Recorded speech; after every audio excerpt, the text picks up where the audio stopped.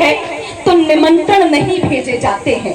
जब हक की लड़ाई लड़ी जाती है तो निमंत्रण नहीं भेजे जाते हैं। जिनका ज़मीर जिंदा होता है वो अपने आप चले आते हैं, अपने आप चले आते हैं। तो ये आपका निमंत्रण नहीं, ये हम सबकी जिम्मेदारी है कि आज इस पूरे परिवार ने, समाजवादी ने इस उत्तर प्रदेश में गरीब, शोषित, वंचित, आदिवासी, पिछड़ों की आवाज बनकर मातृशक्ति के सम्मान को नवाजा है। और अगर आज आप सब नहीं जागे तो यकीन रखना ये लड़ाई उस संविधान बचाने की है जहां मैं क्रांतिकारी इस्तकबाल डॉक्टर भीमराव अंबेडकर जी का जिंदाबाद करती हूं।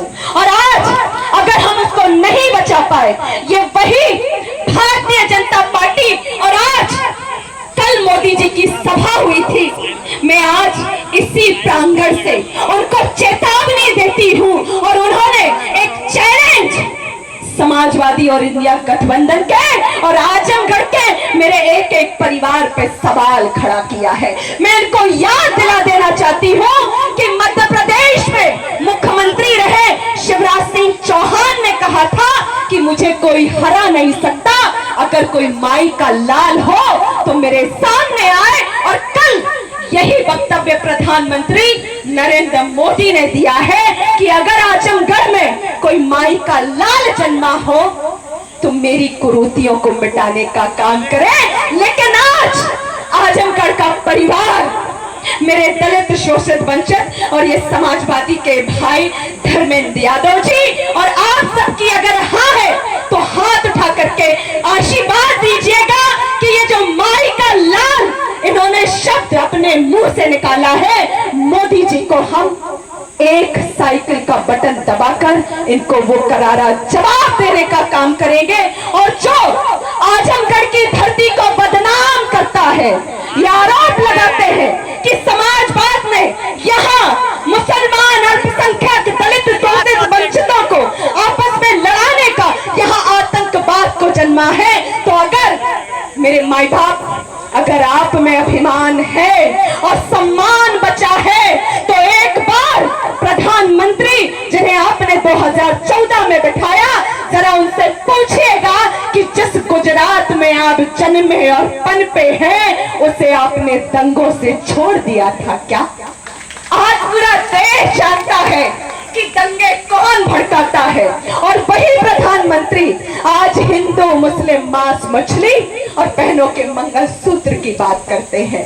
आज इन्हीं के नेता संविधान मिटाने की बात करते हैं और खुद को कहते हैं कि 400 पार आप हमें करके दीजिए, हम संविधान को मिटाएंगे। और लोकतंत्र की हत्या का स्टेटमेंट सुप्रीम कोर्ट ने दिया, इंडिया गठबंधन ने नहीं। लेकिन आज मुझे जितनी जानकारी है, आजमगढ़ से मेरे भाई फौज में सम्मिलित होते हैं, लेकिन आज फौज में भी मेरे माता पिता को जब उनका बेटा शहीद होता था और उन्हें वो सम्मान मिला करता था, आज भारतीय जनता पार्टी ने 4 साल का मजाक बनाकर अग्निवीर जैसी योजना लाकर इस देश के शहीद हुए नौजवानों को भी बदनाम कर दिया है।